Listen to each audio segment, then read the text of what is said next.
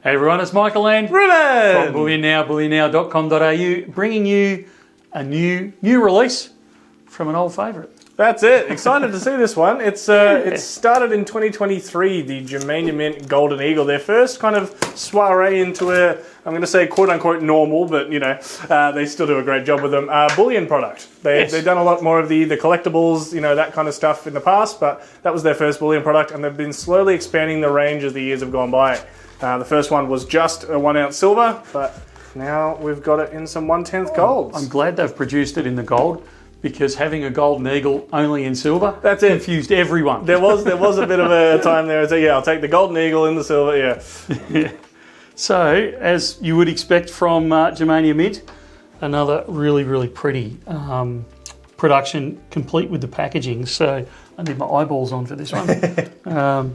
So you can see there the eagle coming in to take out a snake in the background of the packaging, the 2025 Golden Eagle 1/10 BU.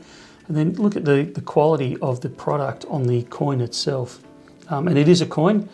It's euro on the back, I believe. Yep. And done in conjunction with the Central Bank of Malta, and it's their crest on the back there. Yeah.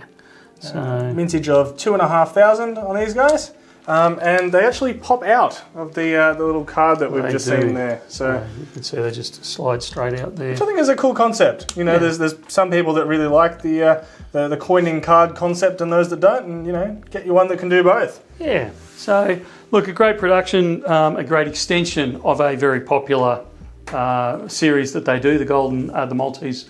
So the Golden Eagle or the Maltese Cross? It's the Golden Eagle is the name of the series, but it does feature it on there. Yeah, the Maltese Cross on the back. So a great one to get hold of, a very popular one.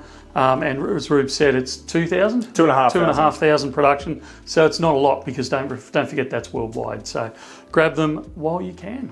We've seen something similar with Scottsdale kind of branching out with their Alien and trying, you know, bringing out the 1/10s and things like that. So it'll be interesting to see if this gets a similar treatment where they get snapped up pretty quick for the first year of production. We'll wait and see. The 1/10 is always a popular size because you're getting gold and it's not breaking the bank either. So it's that good compromise, if you like.